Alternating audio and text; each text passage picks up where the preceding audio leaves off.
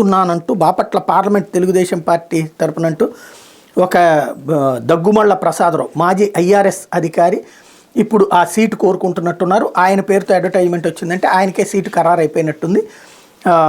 ఇవాళ చంద్రబాబు నాయుడు గారు బయటకు వచ్చి తెలుగుదేశం జనసేన పేరుతో పర్చూరులో సభ పెట్టబోతున్నారు. దానికి సంబంధించినటువంటి అడ్వర్టైజ్మెంట్ ఇచ్చుకొచ్చారు.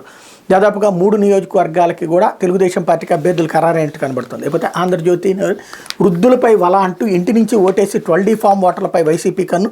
ఇందులో దివ్యాంగులు కూడా వాలంటీర్లతో ఓట్లు కొలగొట్టేస్తున్నారు. జగన్కు ఓటేకపోతే పెన్షన్ రాదని భయపెట్టేలా వ్యవహారం. రాష్ట్రంలో ఆ ఓటర్లు 10.6 లక్షలు, ప్రతి నియోజకవర్గంలో 5,000 మంది అంటూ ఇప్పుడు 85 ఏళ్ళు దాటినటువంటి వృద్ధులకి దివ్యాంగులకి వాళ్ళ ఇళ్లలో నుంచినే ఓటు వేయచ్చు. దానికి వీళ్ళ ద్వారా వల వేస్తున్నాను. తెలుగుదేశం కూడా ప్రయత్నిస్తుంది. ఎవరికి వేస్తారనేటువంటి వాళ్ళ ఇష్టం. వాళ్ళ చేతికి బ్యాలెట్ పేపర్ ఏమెవరు అక్కడికి వెళ్ళినప్పుడే వేస్తారు. అదేదో బూత్ అయిపోయినట్టు తెలుగుదేశం వాళ్ళు ఏమైనా మాకు ఓటు అక్కర్లేదు వైసీపీకి వేసుకో అని చెప్తారా బేసిక్గా. కాకపోతే ఏంటంటే పెన్షన్ తీసుకునే వాళ్ళు 100కి 95 మంది జగన్ని అభిమానిస్తారు. ఎందుకంటే పెంచుకుంటూ వెళ్ళాడు కాబట్టి.